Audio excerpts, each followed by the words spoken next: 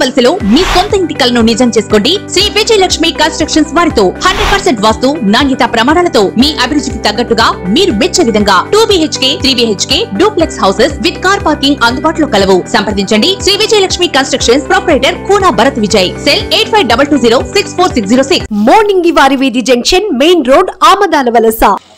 చదువుకొని ఉద్యోగాలు లేక ఉద్యోగాలు రాక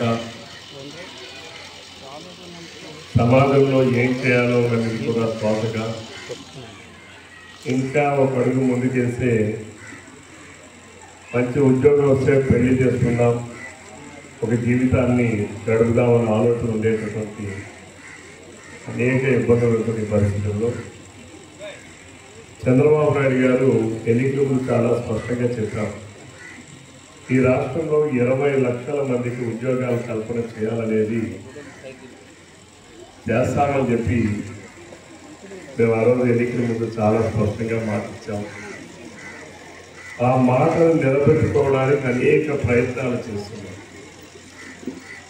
20 లక్షల ఉద్యోగాలంటే ఒక ప్రభుత్వ ఉద్యోగాలే కాదు, ప్రభుత్వం మరియు ప్రైవేట్. ఆ రోజు ఎన్నికల ముందు చెప్పాము, తెలుగుదేశం, జనసేన, భారతీయ జనతా పార్టీ అధికారంలోకి వచ్చాక మొట్టమొదటిగా 16,700 ఉపాధ్యాయ ఉద్యోగాలు ఇస్తామని చెప్పారు. వైసీపీ నాయకులు, వైసీపీ పార్టీ అంటతో ఎలాగైనా సరే ఈ టీచర్ ఉద్యోగాలు అవ్వకూడదు,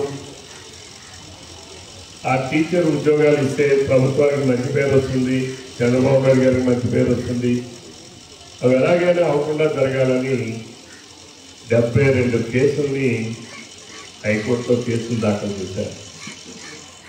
ఏదో ఒక పాయింట్ మీద ఈరోజు ఒక యువ నాయకుడు లోకేష్ బాబు గారి ఆధ్వర్యంలో కూర్చోండి ప్లీజ్. లోకేష్ బాబు గారి ఆధ్వర్యంలో అవతల వాడు ఏం చేస్తాడనేది ఒక అవగాహనతో ముందుగానే ఆలోచనకు వచ్చి హైకోర్టులో కూడా ఆ కేసులు 72 కేసులను కూడా సమర్థవంతమైన లాయర్లు పెట్టి ఒక్క కేసులో కూడా ప్రభుత్వం హైకోర్టుకి స్టే రాకుండా నిలుపుదల చేసి ఈరోజు 16,700 మందికి ఉపాధ్యాయ ఉద్యోగాలు ఇచ్చినటువంటి ఘనత చంద్రబాబు నాయుడు గారి నాయకత్వాన్ని చెప్పి సందర్భం తెలియజేస్తున్నారు. మీరందరూ చాలా చిన్నపిల్లలు. చంద్రబాబు నాయుడు గారు మొట్టమొదటిగా ముఖ్యమంత్రి అయిన తర్వాత 95లో ఆయన ముఖ్యమంత్రి. అప్పుడు మీరందరూ ఇందులో పుట్టిన వాళ్ళు ఎంతమందో పుట్టిన వాళ్ళు ఎంతమంది. 95 నుంచి 2004 వరకు ఆయన ముఖ్యమంత్రిగా పనిచేశారు. అంటే 9 సంవత్సరాల 6 నెలలు. 9 సంవత్సరాల 6 నెలల కాలంలో ఆయన ఈ రాష్ట్రంలో 1,84,000 ఉపాధ్యాయ ఉద్యోగాలు నియామకాలు చేశారు. ఎన్నమ్మా? 1,84,000. తర్వాత 2004 నుంచి 2014 వరకు కాంగ్రెస్ ప్రభుత్వం అధికారంలోకి వచ్చింది. రాజశేఖర్ రెడ్డి గారు ముఖ్యమంత్రి అయ్యారు. కనీసం 14,000 ఉద్యోగాలు కూడా ఇవ్వలేకపోయారు. ఆ తర్వాత కిరణ్ కుమార్ రెడ్డి గారు ముఖ్యమంత్రి అయిన తర్వాత ఆ 14,000 ఉద్యోగాల్లో 8,000 ఉద్యోగాలు ఇవ్వగలిగారు. ఈరోజు మీరు పుట్టిన తర్వాత మీకు పాఠం చెప్పి మిమ్మల్ని తీర్చిదిద్ది ఈరోజు మీరు ఈ క్వాలిఫికేషన్ ఉన్నారంటే ఆ రోజు చంద్రబాబు నాయుడు గారు 1,84,000 మంది ఉపాధ్యాయులు నియమించబట్టి ఈరోజు మీరు అందరూ చదువుకోగలిగే పరిస్థితి వచ్చారు.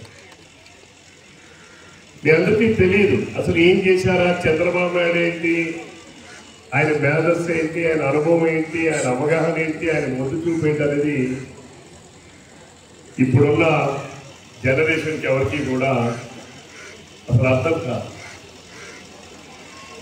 చంద్రబాబు నాయుడు అనేవాడు ఈ రాష్ట్రానికి ముఖ్యమంత్రి కాకపోతే, ఉమ్మడి రాష్ట్రాల్లో ముఖ్యమంత్రి కాకపోతే హైదరాబాద్లో ఐటీ పరిశ్రమ అంటేనే ఉండేది కాదు. నేను ఇంజనీరింగ్ చదువుకున్నాను, 1990లో రిలీవ్ అయ్యాను. నేను ఇంజనీరింగ్ చదువుకుని రిలీవ్ అయినాడు ఎలక్ట్రానిక్స్ లో ఉద్యోగం కావాలంటే ఈ భారతదేశంలో వెళ్తే కలకత్తా వెళ్ళాలి, లేదా బాంబే వెళ్ళాలి, లేదా చెన్నై వెళ్ళాలి, లేదా బెంగళూరు. ఈ 4 ప్రదేశాల్లో తప్ప ఎలక్ట్రానిక్స్ అంటే ఉద్యోగమే లేదు.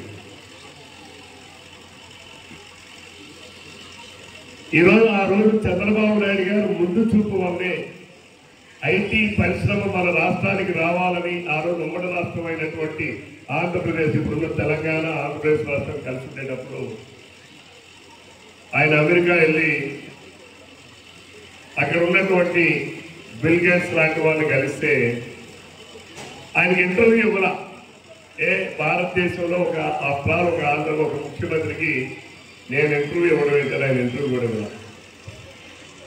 ఈయన ఒక వారం రోజులు మాట అమెరికాలో ఉండి ఎవరెవరితోనో చెప్పించుకొని ఒక 5 నిమిషాల ఇంటర్వ్యూ అడిగాడు.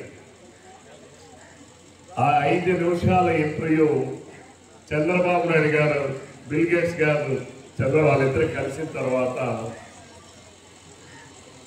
2 గంటలు మాట్లాడి ఆ 5 నిమిషాల ఇంటర్వ్యూనే చంద్రబాబు నాయుడు గారు కాగితాలు పట్టుకొని అమెరికా రోడ్ల మీద తిరిగితే దాని ఫలితమే ఈరోజు ఈ ప్రపంచంలో ఉన్నటువంటి తెలుగు వాళ్ళందరూ ఐటీ పరిశ్రమలో ఈరోజు కోట్లాది రూపాయల జీతాలతో ఉన్నారంటే ఆ రోజు చంద్రబాబు నాయుడు గారు అమెరికా నడి రోడ్ల మీద కాగితాలు పట్టుకొని తిరిగితే వచ్చినటువంటిదే ఫలితం. ఈరోజు హైదరాబాద్ లో గచ్చిబౌలు ప్రాంతం వచ్చింది, మాదాపూర్ వచ్చింది, ఎలక్ట్రానిక్ సిటీ వచ్చింది, ఫైనాన్షియల్ సిటీ వచ్చింది. ఆ సిటీల నిర్మాణం చేసినటువంటిదే నారా చంద్రబాబు నాయుడు గారు. అంతకుముందు హైదరాబాద్ అదంతా లేదు. ఇప్పుడున్న మీ ప్రిన్సిపాల్స్ అడగండి, ఇప్పుడున్న వాళ్ళని అందరిని అడగండి చెప్తారు. హైదరాబాద్ అంటే అబేట్స్ కోటి, ఈ 2 అంతకు మించి హైదరాబాద్ ఇంకేం లేదు. కప్పు కొట్టే హుస్సేన్ సాగర్ ఉండేది. చంద్రబాబు నాయుడు గారు ముఖ్యమంత్రి అయిన తర్వాత మరొక కొత్త సిటీని ఆయన నిర్మించాడు. అదే సైబర్ సిటీ. ఈరోజు ఆ సైబర్ సిటీలో ఉన్నటువంటిదే ఒక గచ్చిబౌలి కావచ్చు, ఒక ఎలక్ట్రానిక్ సిటీ కావచ్చు, ఒక ఫైనాన్షియల్ డిస్ట్రిక్ట్ కావచ్చు, ఒక మాదాపూర్ కావచ్చు, ఈరోజు ఒక జూబ్లీ హిల్స్, లేదా ఈరోజు ఒక బంజారా హిల్స్, ఇవన్నీ కూడా చంద్రబాబు నాయుడు గారు నిర్మించినటువంటి సృష్టి. ఇప్పుడున్న మీ పిల్లలకి ఎవరికైనా తెలియదు, ఎందుకంటే అవన్నీ మనం అనుభవిస్తున్నాం కాబట్టి. సుఖం కలిగినంత వరకు అది లేదు ఇది లేదని అడుగుతాం, కలిగిన తర్వాత అవన్నీ మర్చిపోతాం. వాటి కోసం కృషి చేసిన వాళ్ళు మర్చిపోతాం, వాటి కోసం దానపోసిన వాళ్ళని మర్చిపోతాం, వాటి కోసం ఎన్నో త్యాగాలు చేసిన వాళ్ళు మర్చిపోతాం. ఈరోజు స్వతంత్రం కోసం పోరాడినటువంటి సమరయోధులు ఎంతమంది మీ జనరేషన్కి తెలుసు? ఎంతమంది వాళ్ళ కోసం మీరు మాట్లాడుతున్నారు? ఎంతమంది వారి కోసం మీరు అందరూ చర్చిస్తా ఉన్నారు? ఈ రోజున్న జనరేషన్, ఇప్పుడున్న యువకులు, మేము యువకులు అందరూ కూడా ఎంతమంది స్వాతంత్ర పోరాటం కోసం అసూలు బాచినటువంటి మహానుభావుల గురించి తెలుసు? ఎంతమంది వాళ్ళ కోసం తెలుసుకోవాలని ఆలోచన చేస్తున్నారు? ఈరోజు ఈ స్వేచ్ఛ స్వాతంత్రాలు ఉన్నాయనంటే నీకు నచ్చినట్టుగా మాట్లాడుతున్నావు, నీకు నచ్చింది తింటున్నావు, నీకు నచ్చినట్టుగా తిరుగుతున్నావు అంటే ఇది నీది కాదు. ఆ రోజు మన కోసం అసూలు బాసినటువంటి ఎంతో మంది మహానుభావులు వాళ్ళు తీసుకొచ్చి పెడితే మనం అనుభవిస్తున్నాం. ఇంటిలో అమ్మా నాన్న కష్టపడి సంపాదిస్తే కూలి చేసో, నాలి చేసో, వ్యాపారం చేసో, ఇంకోటి చేసో, ఉద్యోగం చేసో వాళ్ళు సంపాదించి పెడతా ఉంటే మనం అందరం ఏ కష్టం లేకుండా మనం అందరం శుభ్రంగా తింటా ఉన్నాం. కానీ ఆ కష్టపడిన తల్లిదండ్రుల తాలూకా కష్టమేంటో ఎంతమంది యువకులు ఆలోచిస్తూ ఉన్నారు. ఈరోజు యువతరం అంతా కూడా డ్రగ్స్కి బానిసలైపోతా ఉన్నారు. యువత నిర్వీర్యమైపోయే పరిస్థితికి వస్తూ ఉంది. మళ్ళా ఈరోజు చంద్రబాబు నాయుడు గారి నాయకత్వంలో ఈ రాష్ట్రంలో 20 లక్షల ఉద్యోగాలు ఆనాడు ఇచ్చిన మాటని నిలబెట్టుకోవాలని ఇప్పటికే 10 లక్షల కోట్ల రూపాయలు పెట్టుబడి ఈరోజు మన ఆంధ్రప్రదేశ్ రాష్ట్రానికి వచ్చాయి.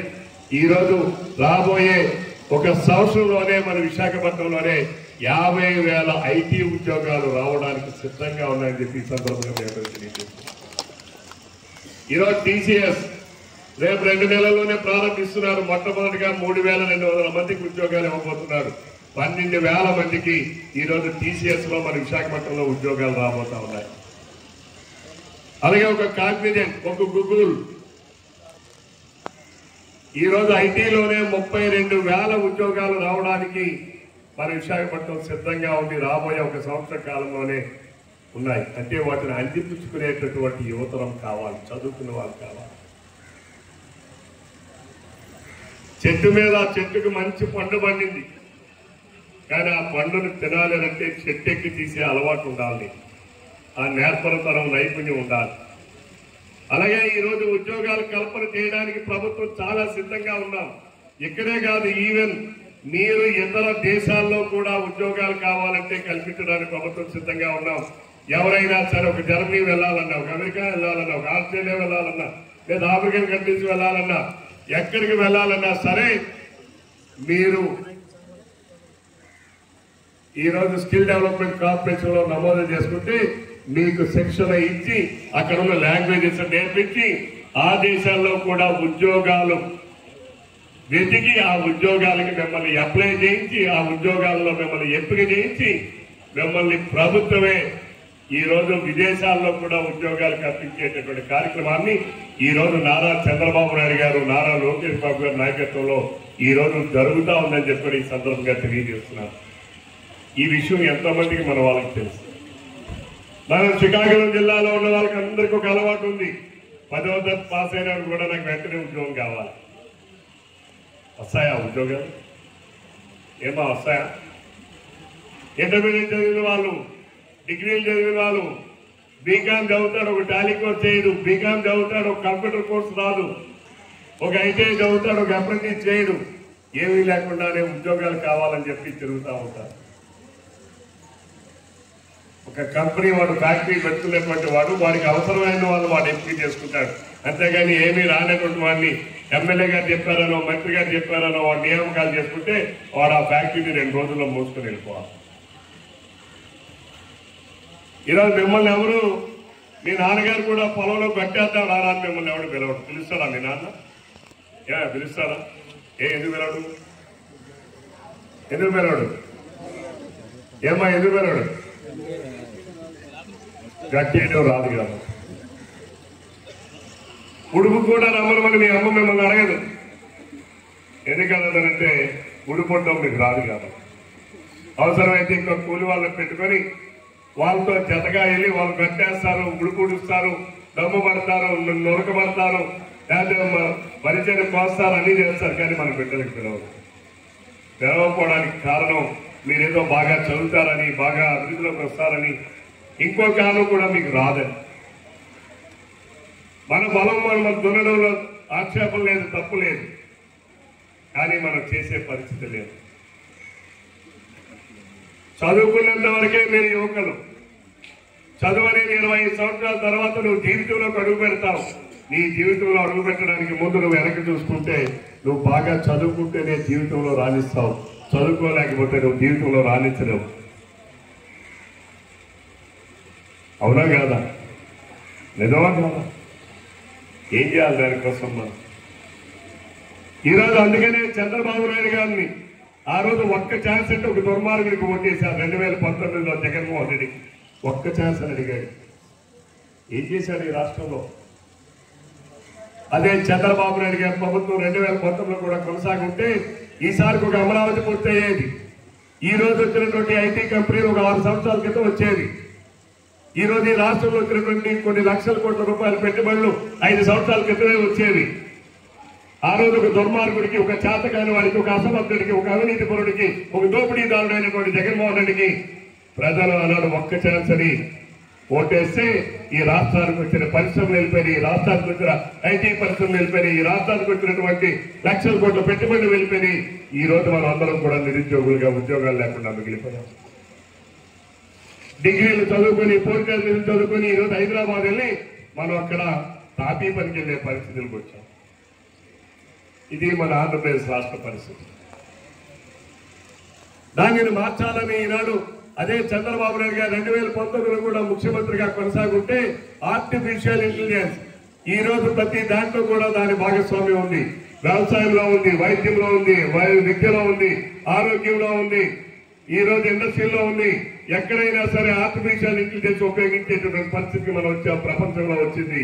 కానీ ఈరోజు ఆంధ్రప్రదేశ్ రాష్ట్రంలో ఆర్టిఫిషియల్ ఇంటెలిజెన్స్ కోసం మాట్లాడేవాడు లేదు, చేసేవాడు లేదు. అంటే ఈరోజు ఒక తరం మిస్ అయ్యాం. అందుకనే చంద్రబాబు నాయుడు గారు మళ్ళా ఇప్పుడు క్వాంటమ్ కంప్యూటింగ్ ఈ రోజు మన అమరావతి రాజధానిలో ఒక 100 ఎకరాల్లో కేటాయించి క్వాంటమ్ కంప్యూటింగ్ ఇప్పటి నుంచే మనం వ్యాలీని నిర్మించాలి. ఈ భారతదేశంలోనే క్వాంటమ్ కంప్యూటింగ్ వ్యాలీని నిర్మించేటటువంటి కార్యక్రమాన్ని శ్రీకారం చుట్టినటువంటి నాయకుడు మన నారా చంద్రబాబు నాయుడు గారు అని చెప్పి సందర్భంగా తెలియజేస్తాం. మీలో ఎంతమందికి తెలుసు క్వాంటమ్ కంప్యూటింగ్ గురించి? తెలుసా? తమ్ముడు తెలుసా? ఏమ్మా తెలుసా మీకు ఎవరికైనా? క్వాంటమ్ కంప్యూటింగ్ అని అంటే సూపర్ కంప్యూటర్. ఇప్పుడు 100 కంప్యూటర్లు చేసే పని ఒక కంప్యూటర్ చేస్తుంది. 100 కంప్యూటర్లు చేసే పని ఒక కంప్యూటర్. 100 కంప్యూటర్లు రోజుకి 8 గంటల్లో చేసే పని ఒక కంప్యూటర్ గంటలో చేస్తుంది. That is quantum computer, capacity of quantum computing. ఈరోజు ప్రపంచంలో ఇంకా రాలేదు, రేపు రాబోయేది అని ఆలోచన చేసి ఇప్పటి నుంచే మనం తయారు కావాలని ఈరోజు గూగుల్ వాడు, IBM వాడు ఈరోజు వచ్చి అక్కడ వాళ్ళందరూ కూడా అమరావతిలో ఈరోజు క్వాంటమ్ కంప్యూటింగ్ గురించి చేస్తా ఉన్నారు. రాజకీయ నాయకులందరికీ అవగాహన ఉండదు. ఆ రోజు చంద్రబాబు నాయుడు గారు 2004లో ఐటీ పరిశ్రమ రావాలి, ఐటీ కోసం మాట్లాడితే ఆ రోజున ఈ జగన్మోహన్ రెడ్డి వాళ్ళ నాయన రాజశేఖర రెడ్డి చెప్పాడు 2003లో కాదు ఎన్నికల ముందు, కంప్యూటర్లో కూడి పెడతాయా అని. ఏమా ఇప్పుడు కూడి పెడుతుంది ఏది? ఏమా ఏది? ఏ గ్రామాలకు వెళ్ళినా, ఏ ఇంటికి వెళ్ళినా ఈరోజు ప్రతి ఒక్క ఇంటి నుంచి ఒక ఐటీ ఎంప్లాయ్ ఉన్నాడు. ఏ ఆఫీస్కి వెళ్ళినా ఈరోజు కంప్యూటర్లే కనిపిస్తున్నాయి. ఆ రోజు అవగాహన లేనటువంటి రాజశేఖర రెడ్డి లాంటి బుద్ధిమాంద్యం కలిగినటువంటి వ్యక్తులు ఆ రోజు చంద్రబాబు నాయుడు గారు కామెంట్ చేస్తే కంప్యూటర్లు కూడి పెడతానంటే చప్పట్లు కొట్టారు జనం. కానీ నష్టపోయింది ఎవరు? ఈ రోజు మనం ఎప్పుడు కూడా భవిష్యత్తుని, రేపు రాబోయేది ఏమిటనేది ముందుగానే ఆలోచన చేసి నడిపించేవాడే నిజమైన నాయకుడు. అటువంటి విజనరీ నాయకులు కావాలి. ఈరోజు అన్ని కూడా మనం అందిపుచ్చుకోవాలి. ఈ రోజు మన నియోజకవర్గంలో కూడా రేపు పరిశ్రమలు రావడానికి అన్ని ప్రయత్నాలు చేస్తున్నారు. నేనే ముఖ్యమంత్రి గారితో మాట్లాడా. ఈ ఆమదాలవలస నియోజకవర్గంలో super critical thermal power plant పెట్టాలని చెప్పి దాని విలువ 32,000 కోట్ల రూపాయలు, 3,200 మెగావాట్లు కరెంటును ఉత్పత్తి చేసేటటువంటి ఒక ఫ్యాక్టరీని ఈ రోజు మన ఆమదాలవలస నియోజకవర్గంలో పెట్టించబోతా ఉన్నా అని చెప్పి సందర్భంగా తెలియజేస్తున్నారు. 32,000 కోట్ల రూపాయల పెట్టుబడులు అంటే సుమారు 20-25,000 మందికి ఉద్యోగాలు లభించేటటువంటి అతి పెద్ద పరిశ్రమ. దానికోసం ఈరోజు నేను ఆ ప్రయత్నాలు చేస్తా ఉంటే పనికి మాలినటువంటి వాళ్ళు, చేతకాని వెధవాళ్ళందరూ కూడా మాట్లాడుతూ ఉన్నారు. ఇది థర్మల్ పవర్ ప్లాంట్ వస్తే గట్టి వస్తుంది, లేకపోతే దురదలు వస్తాయి, క్యాన్సర్ వస్తాయి అని తప్పుడు ప్రచారాలు మాట్లాడుతున్నారు. వాళ్ళు మాట్లాడడానికి ఒకే ఒక కారణం, ఈ రోజు ఆ ఫ్యాక్టరీని ఇక్కడ నిర్మిస్తే 20-25,000 మందికి ఉపాధి అవకాశాలు దొరికితే ఓనర్ అనుకున్నారనే వ్యక్తి శాశ్వతంగా ప్రజల మధ్య ఉండిపోతారేమోనే ఒకే ఒక ఈర్ష్య, అసూయ, ద్వేషంతో మాట్లాడేటటువంటి మాటలు అవన్నీ. లేదా తెలుగుదేశం, జనసేన పార్టీ, జనతా పార్టీ ప్రభుత్వం ఉంది, ఈ ప్రభుత్వం ప్రజల్లో నిలబడిపోతుందేమో అనేటువంటి ఒక భయం. ఈరోజు ఇదే థర్మల్ పవర్ ప్లాంట్లు మన ఆంధ్రప్రదేశ్ రాష్ట్రంలో 4 ఉన్నాయి. మాకు ఉద్యోగాలు ఎలా వస్తాయి? నా ఆలోచన మన ప్రాంతంలో, మన నియోజకవర్గంలో వాళ్ళు చదువుకున్న వాళ్ళు ఇక్కడే ఉద్యోగాలు రావాలి. ఇదే డిగ్రీలు పట్టుకుని ఏ విజయవాడ వెళ్తాం, హైదరాబాద్ పోతాం, బెంగళూరు పోతామంటే ఇక్కడ కన్న ఊరిని, కన్న తల్లిదండ్రుల్ని వదిలి అక్కడికి వెళ్లి ఏదో గొప్పగా బతికే పరిస్థితులు లేవు. మన ప్రాంతంలో, మన కళ్ళ ముందు, మన ఊరిలో మన తల్లిదండ్రుల్ని చూసుకుంటూ జీవితాన్ని వెళ్ళబుచ్చడమే జీవితానికి అర్థం. అలానే ఈరోజు పొందూరు మండలంలో కూడా 800 ఎకరాలు ప్రభుత్వ భూమిని ఈరోజు అనేక పరిశ్రమలకు ఇవ్వబోతున్నాం. అక్కడ కూడా ఒక 4-5 వేల కోట్ల రూపాయలు విలువ చేసే పరిశ్రమలు రాబోతున్నాయి. అలానే సోలార్ మాడ్యూల్స్ తయారు చేసే పరిశ్రమ, సోలార్ సెల్స్ తయారు చేసే పరిశ్రమలు, అలాగే ఇతర పరిశ్రమలు రాబోతున్నాయి. వాటికి కూడా ఈరోజు ప్రభుత్వంలో మాట్లాడుతున్నాం. అలానే ఈరోజు మన దగ్గర ఒక ఫ్యూయల్ అనే ఒక యూనివర్సిటీ ఈరోజు పూణేలో ఉంది. ఆ యూనివర్సిటీని కూడా ఈరోజు మన నియోజకవర్గంలో పెట్టించడానికి అన్ని ప్రయత్నాలు చేస్తున్నాం. ఆ యూనివర్సిటీకి ఈరోజు ఉన్న ఐటీ పరిశ్రమలో ఉన్నటువంటి ఇన్ఫోసిస్ కానీ, కాగ్నిజెంట్ కానీ, కాగ్నిజెంట్ కానీ సోషల్ రెస్పాన్సిబిలిటీ సిఎస్ఆర్ స్కీమ్ నుంచి కొన్ని వేల కోట్ల రూపాయలతో ఉచితంగా ఈరోజు అక్కడ పిల్లలు ఏడాదికి 1000 మందిని చదివిస్తారు. వాళ్ళు ఫ్రీ ఎడ్యుకేషన్. ఈరోజు అటువంటి యూనివర్సిటీని కూడా మన ప్రాంతానికి తీసుకురావడానికి ప్రయత్నాలు చేస్తున్నాను. వాళ్ళందరికీ ఒకటే చెప్తున్నాను, ఈరోజు భోగాపురం ఎయిర్పోర్ట్ ఉంది. మా నియోజకవర్గానికి దగ్గర 40 నిమిషాల్లో చేరుకుంటారు. మా పొందూరు మండలం హైవేకి పక్కన ఉన్నాం. నేను భూమి ఇస్తాను, మీరు అక్కడ యూనివర్సిటీ పెట్టండి అని వాళ్ళందరినీ అడుగుతున్నాను. పారిశ్రామికవేత్తలు కూడా చెప్తున్నాను, ఈరోజు మూలపేటలో పోర్ట్ వచ్చింది, భోగాపురంలో ఎయిర్పోర్ట్ వచ్చింది. ఎయిర్పోర్ట్ నుంచి మీరు దిగితే 40 కిలోమీటర్ల దూరం. ఇక్కడి నుంచి మూలపేట పోర్టు గంట ప్రయాణం. ఏదైనా సరుకులు తెచ్చుకోవాలన్నా పోర్టు నుంచి ఇటు నుంచి పంపించాలన్నా 50-60 కిలోమీటర్ల దూరం. దీనివల్ల మీకు అన్ని రకాలుగా ఉపయోగపడుతుందని పారిశ్రామికవేత్తలకు నచ్చ చెప్తా ఉన్నారు. ఈ రోజు మీరందరూ యువతరం అంటే మీ సెల్ ఫోన్ ని ఇంకా మీరు జీవితం కోసం ఉపయోగించండి.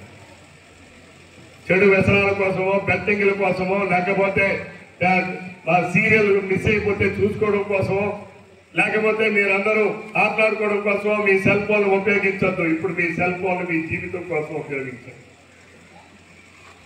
మీరు చదివే ప్రతి ఒక్క వాట్సాప్ మెసేజ్ మీ జీవితాన్ని మెరుగుపరచాలి. మీరు పంపించే ప్రతి ఒక్క సందేశం ఈ సమాజాన్ని మేల్కొల్పాలి. ఈ యువతరాన్ని మీరందరూ కూడా మంచి ఆలోచన తీసుకొని నడిపించాలి. అంతేగాని గుడ్ మార్నింగ్లు, గుడ్ బైలు, గుడ్ నైట్లు, లేకపోతే బొమ్మలు, లేకపోతే దేవుడు బొమ్మలు కాదు. ఇప్పుడు కావాల్సింది మీ జీవితాన్ని నిలబెట్టేటటువంటి కార్యక్రమాలను మీరు అవలంబించాలి. మీరు వాడే సోషల్ మీడియా ఇది పదునైన కత్తి లాంటిది. 2 పక్కల పదునుగా ఉన్నటువంటి కత్తి లాంటిది. మీరు దానిని ఉపయోగిస్తే మంచిగా వస్తుంది రిజల్ట్స్. మీరు చెడుగా ఉపయోగిస్తే రిజల్ట్స్ కూడా చెడుగానే వస్తాయి. ఈరోజు నేను మీ అందరికీ, మన నియోజకవర్గంలో ఉన్న యువతరానికి అందరికీ పిలుపునిస్తున్నా. నేను తీసుకొచ్చే పరిశ్రమకి మీరు సహకరించండి. ఎవడైనా వద్దునంటే చెప్పుతో కొట్టండి. ఎవడైనా సోషల్ మీడియాలో వాటి కోసం తప్పుగా మాట్లాడితే వాటిని మీరు కూడా సోషల్ మీడియా ద్వారా మీరు ఖండించండి. ఏం వారు చేసిన వీడియో మీరు చేస్తే రాదా? ఏమో వస్తుందా రాదా? ఇదే థర్మల్ పవర్ ప్లాంట్ మన ఆంధ్రప్రదేశ్ రాష్ట్రంలో ఇబ్రహీంపట్నం దగ్గర ఉంది. ఆ రోజు ఎన్టీ రామారావు గారు ఈ థర్మల్ పవర్ ప్లాంట్ 40 సంవత్సరాల క్రితం పెట్టేటప్పుడు ఇబ్రహీంపట్నంలో గ్రామంలో ఉన్నటువంటి జనాభా 1000 మంది. ఈరోజు అక్కడ మన విశాఖపట్నానికి దగ్గరగానే పరవాడు ఉంది. పరవాడలో సింహాద్రి థర్మల్ పవర్ ప్లాంట్ ఉంది. పరవాడలో మనం చూస్తే 20 సంవత్సరాల క్రితం అక్కడ ఉన్న జనాభా 800 మంది. ఈరోజు అక్కడ ఉన్న జనాభా 1,00,000 మంది. కుగ్రామాలు మున్సిపాలిటీలుగా తయారయ్యాయి. మరి వీళ్ళు చెప్పినటువంటి గజ్జి వస్తుంది, దొరదలు వస్తాయి, క్యాన్సర్లు వస్తాయంటే జనాభా అక్కడికి ఇంటికి వెళ్ళి నివసిస్తా ఉన్నారని చెప్పి నేను అడుగుతా ఉన్నా. ఎవరైనా తప్పుడు ప్రచారం చేస్తే, తప్పుడు మాట్లాడితే వెంటనే యువతరం మేల్కోవాలి, దాన్ని ఖండించాలి. దానికి ఒక్క రవికుమార్ గొంతే సరిపోదు. ఇన్ని వేల కోట్ల రూపాయలు పెట్టుబడులు మన ప్రాంతానికి, మన నియోజకవర్గానికి రావాలంటే మీ అందరి సహకారం కూడా కావాలి. ప్రతి ఒక్కరి సహకారం కావాలి, ప్రతి ఒక్కరి ఆలోచన కావాలి, ప్రతి ఒక్కరి అడుగు కావాలి, ప్రతి ఒక్కరి చెయ్యి కావాలి. మనం అందరం చేయి కలిపి మన ప్రాంతాన్ని అభివృద్ధి చేసుకోవడానికి ప్రభుత్వం ద్వారా నేను చేసే కృషికి మీరు అందరూ కూడా సహకరించండి. ఈరోజు నాకు అనంతపురంలో మీటింగ్ ఉంది, అందరు ఎమ్మెల్యేలు వెళ్ళాలి. అయినా సరే దానికన్నా నాకు ఇదే ముఖ్యమని చెప్పి ఈరోజు నేను ఈ కార్యక్రమాన్ని ఎంచుకున్నాను. ఈరోజు చాలా మంది అడిగారు మీరు ఎందుకు వెళ్ళలేదని. అంతకన్నా ముఖ్యమైనది ఇది. ఎందుకంటే నేను 20 రోజుల క్రితమే కార్యక్రమాన్ని ఏర్పాటు చేసుకున్నాం. ఈరోజు మీ అందరికీ ఈ వేదిక ద్వారా ఇక్కడ నేను మాట్లాడుతుంది 100 మందికో, 200 మందికో, 300 మందికో కాదు. ఈ నియోజకవర్గంలో ఉన్నటువంటి 40% యువతరానికి. నేను ఇచ్చే సందేశం ప్రతి ఒక్కరికి చేరేటట్టుగా మీరు మాట్లాడండి. మీరే నాకు అవకాశం ఇస్తే, మీరు నాతో చేయగలిగితే, నా అడుగులో మీరు అడుగేస్తే మన నియోజకవర్గాన్ని ఒక పారిశ్రామిక కేంద్రంగా తయారు చేయడానికి నాకు ఎక్కువ సమయం కల్లా 4-5 సంవత్సరాల్లో చేయించగలను. ఆ రోజు ఒక చిన్న ఫ్యాక్టరీ, మీరెవరూ పుట్టలా, ఆమదాల వలస ఒక షుగర్ ఫ్యాక్టరీ, ఒక చిన్న ఫ్యాక్టరీ ఉంటే కొన్ని వేలాది మంది దాని మీద బతికారు. 500 మంది ఉద్యోగులు, పర్మనెంట్, రెగ్యులర్, సీజనల్ ఎంప్లాయీస్ 400-500 మంది బతికేవాళ్ళు. రైతులు వచ్చిపోతా ఉంటే మన ఆమదాల వలసలో వ్యాపార వర్గాలకి వ్యాపారం నడిచేది. ఈరోజు మీరు చుట్టూ చూడండి, రాగోల్లో రియల్ ఎస్టేట్ వస్తుంది, శ్రీకాకుళం చుట్టుపక్కల వస్తుంది, ఎచ్చల మండలం వస్తుంది. ఆమదాల వలసలో ఎక్కడైనా రియల్ ఎస్టేట్ వెంచర్ ఉందా? ఏమా ఉందా? ఎక్కడైనా ఏమా ఉన్నాయా? ఏం తమ్ముడు ఉన్నాయా? ఎక్కడైనా రియల్ ఎస్టేట్ వెంచర్ చూసారా మన ఆంధ్ర చుట్టూ? కారణం మన ఆమదాల వలస నుంచి జనాభా వెళ్ళిపోతా ఉన్నా. ఉపాధి లేదని, ఉద్యోగ అవకాశాలు లేవని, రావని, వచ్చేవాళ్ళు తక్కువ, వెళ్ళిపోయేవాళ్ళు ఎక్కువ. అందుకే రియల్ ఎస్టేట్ లేదు మన దగ్గర. ఒక్కరు ఒక సైట్ కూడా కొనేవాడు లేడు. ఒక రియల్ ఎస్టేట్ వేసి, ఒక వెంచర్ వేసి ఒక సైట్ అమ్మేవాడు కూడా లేడు. మనం గత 30 సంవత్సరాల నుంచి మన ఆంధ్రవలస పట్టిన దరిద్రం. ఈరోజు మీరందరూ ఆలోచించండి, మనకి మనమే అభివృద్ధి చేసుకోవాలి. మీ అందరి గొంతుకుల్ని నా గొంతుకుగా చేసుకుని ప్రభుత్వంలో పోరాడటానికి, ప్రభుత్వంలో మాట్లాడటానికి నా గొంతుకు మీ అందరి గొంతుకుతో సరిసమానంగా మాట్లాడతాను. నేను మిమ్మల్ని అభ్యర్థించేది ఒకటే, నా అభ్యర్థుల్ని మీరందరూ నాతో పాటుగా మీరు చేతులు కలపండి. నా అడుగులో ప్రతి ఒక్కరూ అడుగు వేయండి. మన నియోజకవర్గాన్ని పారిశ్రామిక కేంద్రంగా తీర్చిదిద్దడానికి శ్రీకాకుళం జిల్లాలో నేను ముందుంటానని చెప్పి ఈ సందర్భంగా తెలియజేస్తున్నాను. రాజకీయాలకే మన నియోజకవర్గం ఆదర్శం కాదు, అభివృద్ధిలో కూడా మనమే ముందుండాలనేది నా అక్షర క్రమంలోనే కాదు. ఆమదాల వలస అంటే అక్షర క్రమంలోనే ముందుండడం కాదు, రాజకీయాల్లోనే మన కేంద్ర బిందువుగా ఉండడం కాదు, అభివృద్ధిలో కూడా మన నియోజకవర్గం మన ముందులో ఉండాలనేది నా తాపత్రయం, నా లక్ష్యం, నా నిర్ణయం. నా ప్రతి అడుగు, ప్రతి మాట, ప్రతి చేత, ప్రతి చెయ్యి దానికోసమే పనిచేస్తా. మీరందరూ కూడా ఈరోజు ఈ కార్యక్రమం ద్వారా ఈరోజు కొన్ని కంపెనీలు మాత్రమే వచ్చాయి. నేను కూడా స్కిల్ డెవలప్మెంట్ వాళ్ళు కోరుతున్నా, వేరే ప్రైవేట్ ఆర్గనైజేషన్స్ వాళ్ళు, ఇంకా సాఫ్ట్వేర్ కంపెనీలన్నీ కూడా నేను మాట్లాడా. వాళ్ళు కూడా ఒక 30-40 కంపెనీల వాళ్ళు మళ్ళీ వస్తారు. మళ్ళీ ఈసారి మనం 2-3 వేల మందికి ఉద్యోగాలు ఇచ్చే కార్యక్రమాన్ని నేను వాళ్ళతో టైఅప్ చేస్తున్నా. వాళ్ళకి అవసరమైన ఏర్పాట్లన్నీ నేను చేస్తా. వాళ్ళు పోయేదానికి ఫ్లైట్ టికెట్స్ కానీ, ట్రైన్ టికెట్స్ కానీ, అకామిడేషన్ కానీ, భోజనాలుగా కానీ అన్ని కూడా నేను వాళ్ళు చూస్తా అని చెప్పా. ఈసారి మనం భారీ స్థాయిలో వాళ్ళు కూడా మనం కలిపి భారీ స్థాయిలో మనం మెగా జాబ్ మేళాని మన ఆంధ్రప్రదేశ్లో నిర్వహిద్దాం రాబోయే ఒక 2-3 నెలల్లోనే చెప్పి ఈ సందర్భంగా నేను తెలియజేస్తున్నా. మీరు చాలా మంది ఉద్యోగాలు లేవని, ఉద్యోగాలు రావని మీరు ఎంతో మంది మా దగ్గర తిరుగుతూ ఉంటారు.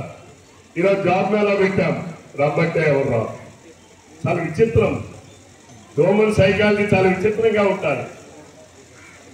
ఈ రోజు ఉద్యోగ మేళా అని చెప్పి 20 రోజుల నుంచి మేము వాట్సాప్ లో పెట్టాం, పేపర్లో ఇచ్చాం, సోషల్ మీడియా ద్వారా ప్రచారం చేశాం, మౌత్ టు మౌత్ చెప్పాం. ఈరోజు ఉదయం తెల్లవారుజామునే నాకు ఇంటి దగ్గర నలుగురు వచ్చి ఉద్యోగం కావాలని అడుగుతారు. ఏం చెప్పాలి వాళ్ళు? అంటే మనం ఏం చూస్తున్నాం? మనం సోషల్ మీడియాలో, పత్రికలో ఏం చూస్తున్నాం? తల్లిదండ్రులకు కూడా సరైన అవగాహన లేదు. కాబట్టి పిల్లలందరూ మళ్ళీ చెప్పండి, రాబోయే 2-3 నెలల్లో మళ్ళీ ఇదే క్యాంపస్ లో మెగా జాబ్ మేళాని ఏర్పాటు చేస్తా. రాబోయే దాంట్లో 2-3 వేల మందికి ఉద్యోగాలు కల్పించేటటువంటి కార్యక్రమాన్ని మన నియోజకవర్గంలో చేపడతా. అలానే ఈరోజు సెంటర్ ఆఫ్ ఎక్సలెన్స్, మీ అందరూ కూడా బాగా చదువుకుంటున్నారు, కానీ నైపుణ్యం లేదు. మీకు ఈరోజు మీరు ఇంటర్వ్యూలకు వెళ్తారు, ఆ ఇంటర్వ్యూలు మీరు ఫేస్ చేయాలంటే మీకు నైపుణ్యం ఉండాలి. ఆ నైపుణ్యాలు లేవు మన కొరకు.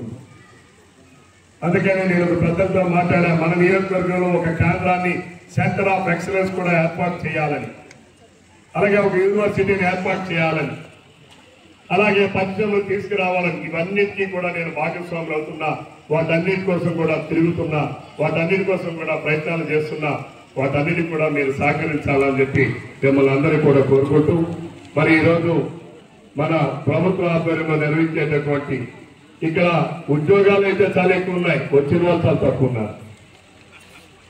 నేను లాస్ట్ టైం కూడా పాలిటెక్నిక్ కాలేజీలో పెట్టాం. ఆ రోజు 500 మందికి ఉద్యోగాలు ఇవ్వాలని అనుకున్నాం. 38 మంది ఎంపికయ్యారు. కారణం ఏంటమ్మా? ఏం లేదు, మనకి నైపుణ్యం లేదు, స్కిల్స్ లేవు. ఈ రోజు కూడా ఇక్కడ సంఖ్య చూస్తే ఈరోజు కూడా దగ్గర ఒక 500 ఉన్నాయి. వచ్చిన వాళ్ళు 350 మంది. అంటే కారణం ఏంటి? సమాచార లోపమా, నిర్లక్ష్యమా, లేకపోతే ఏమంటే ఉద్యోగానికి ఎందుకు వెళ్ళఉన్నాయి అని అనుకుంటున్నామా? అసలు నిరుద్యోగులు లేరా మన నియోజకవర్గంలో? కారణం ఏంటి? ఎప్పటికీ మీరు ఎన్రోల్మెంట్ అయిన వాళ్ళు 350 మందే. ఇంకెందులో మీ నైపుణ్యాన్ని బట్టి ఎంపికయ్యే వాళ్ళు ఎంతమంది ఉంటారో చూడాలి. ఈసారి 2 నెలల